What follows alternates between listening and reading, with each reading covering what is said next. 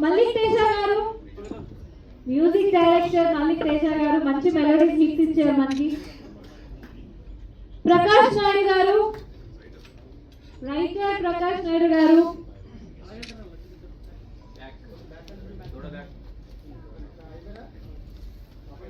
so